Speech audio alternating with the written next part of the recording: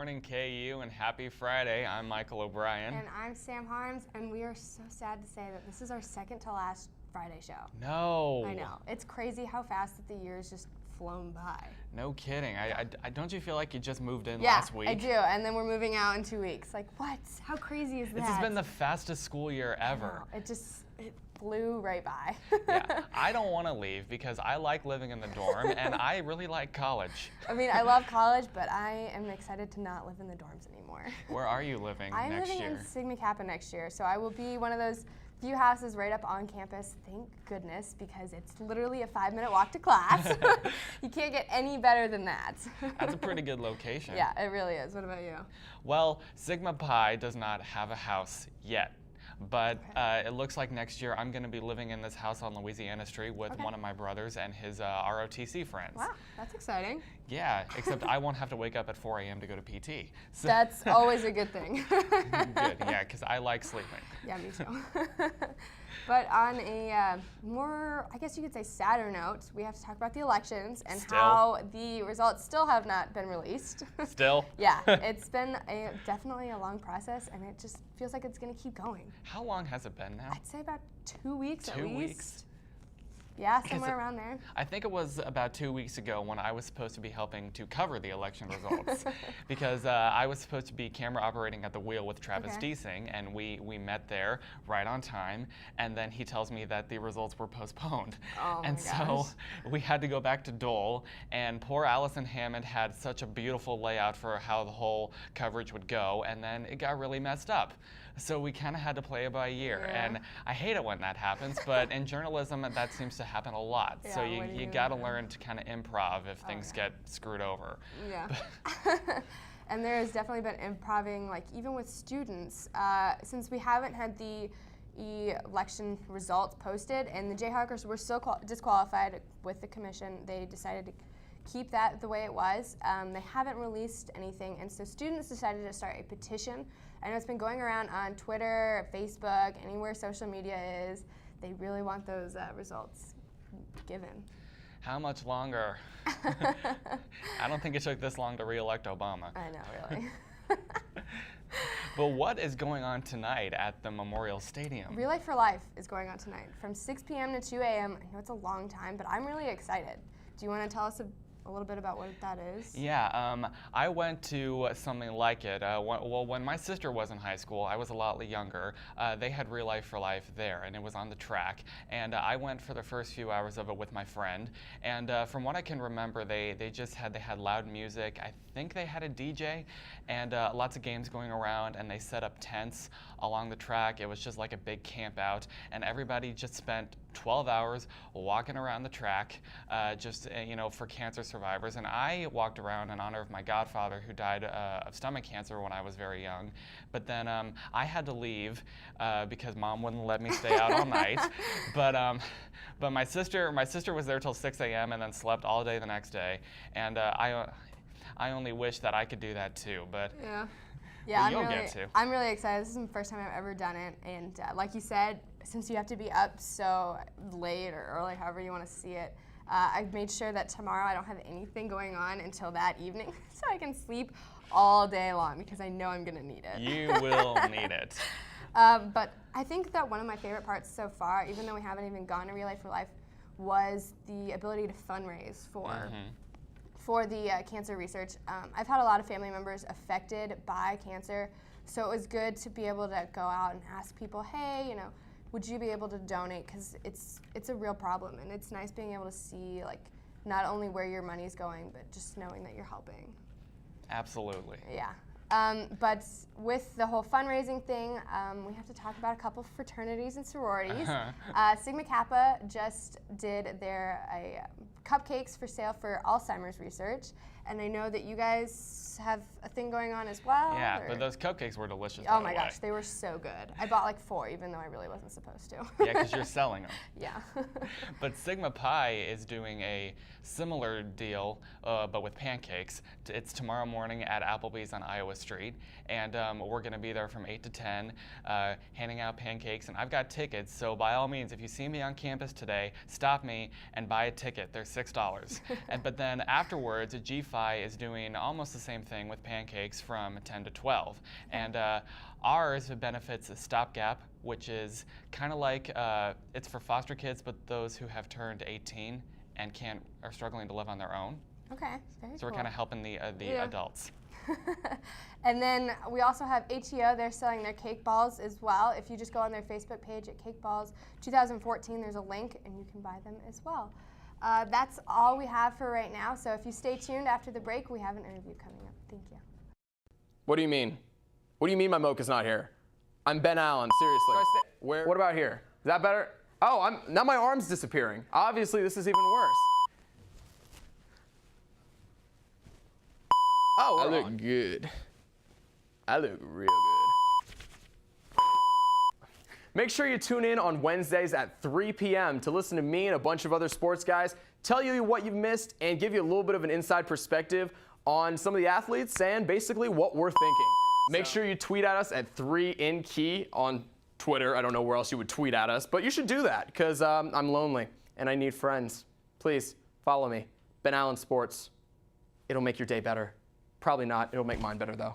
And welcome back. I'm Kaylee Taylor, and I'm here with Vanessa Gezari. She is the publisher or the writer for The Tender Soldier. She's also a journalist, travels around. How are you doing today? Good, thank you. Good. Now, I understand yesterday you were here at the Dole Institute of Politics talking about your book. How was that?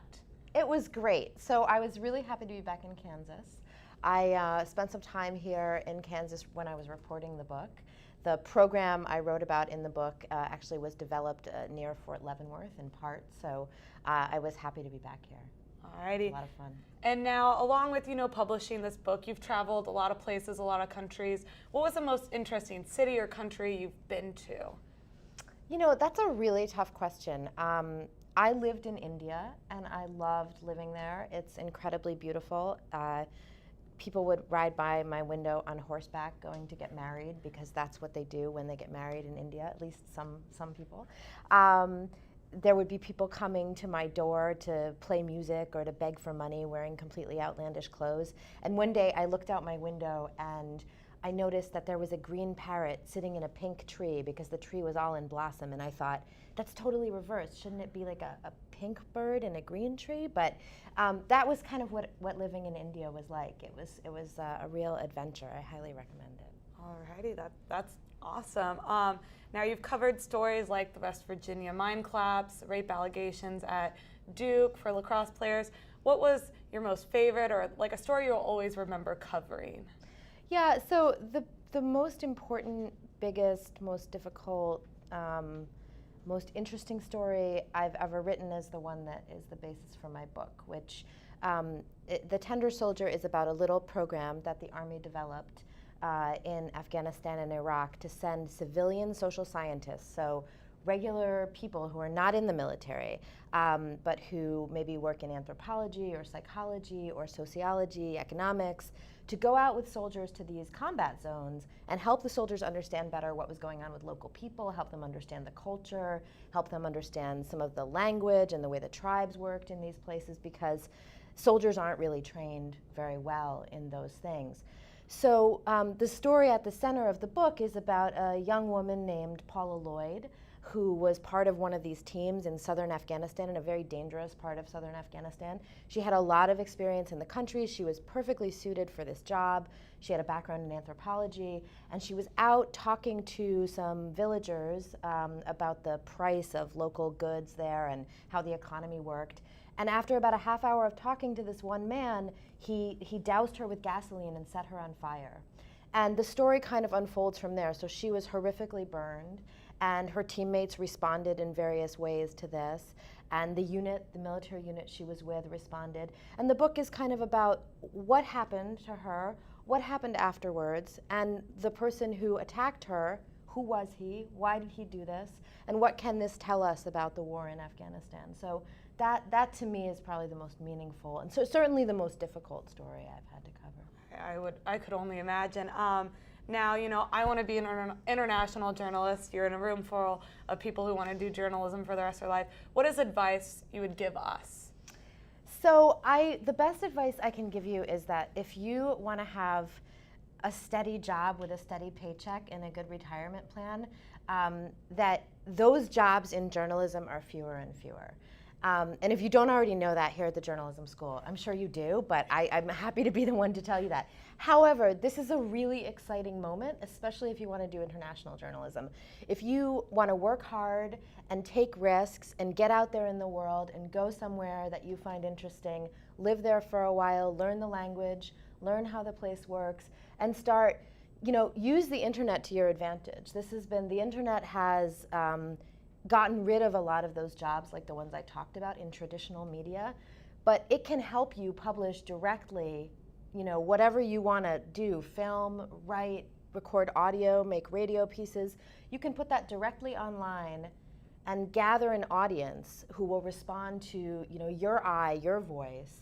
Start cultivating a brand for yourself. Start reaching out to those mainstream organizations and saying, hey, I'm here in Egypt or in India or in South Africa, and I want to write, I have a story about this place that I want to tell.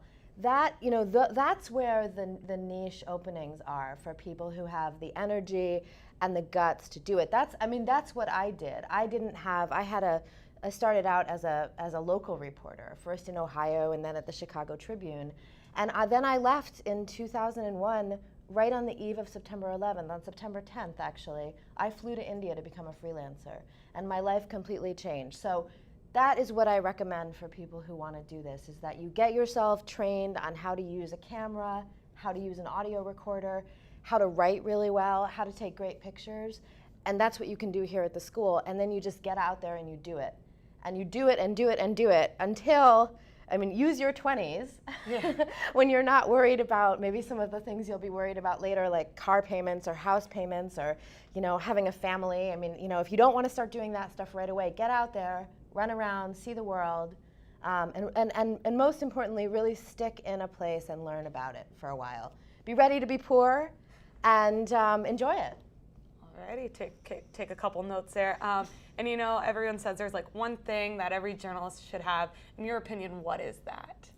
You mean when you go somewhere? Yeah, like what tool, what is something you should always have when you're trying to get a good story? Well, so this morning I realized that I had forgotten my pen. Kaylee had to give me a pen. That's something you should always have. But the thing I always tell people when you're going, especially to faraway places to report, and this is true for men as well as women, you should always have a scarf. And the reason is that this is the most versatile piece of clothing that you can use. It should be a big one, if you can, and made out of cotton. You can use it to keep yourself warm, wrap it around your neck a lot. Even a cotton scarf will keep you warm. You can use it to wrap over your mouth to keep out from dust if you're in a place where there are dust storms. You can use it to cover your head if you're a woman and you're in a conservative Muslim country, or sometimes in conservative Christian areas where you have to go into a church or a mosque or somewhere where you can't show your hair. That happens in many parts of the world. You can, there are lots of ways you can use this. You can use it for modesty to cover your shoulders. You can use it as a skirt if you need to. If you suddenly, you never know when you're going to lose your luggage. Keep it in your hand luggage. So that's what I would recommend. All right, that's a little different from what we hear. But thank you again for coming in and talking with us. We'll be right back with your news and sports.